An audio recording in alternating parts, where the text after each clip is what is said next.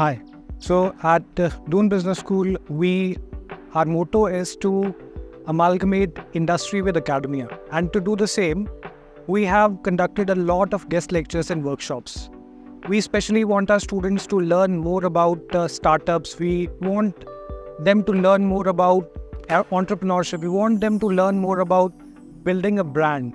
And for the same, we are conducting a lot of guest lectures so that students can create a successful venture. They can be aware about that what are the difficulties that they might face while creating their own startups, while creating their own ventures.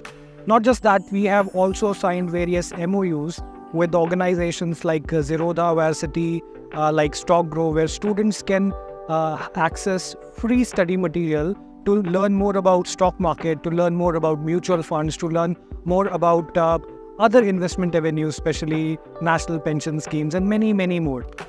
We have also conducted an investment Premier League where more than 600 students participated from all over India, from more than 200 institutions, where we gave them a virtual money of 10 lakh rupees and they invested that in the real time stocks. So like that, they learned this real life simulation and they learned how to invest in stock markets. What are the risks associated with these stock markets? We have external collaborations with institutions like professional institutions like ICAI, ICSI.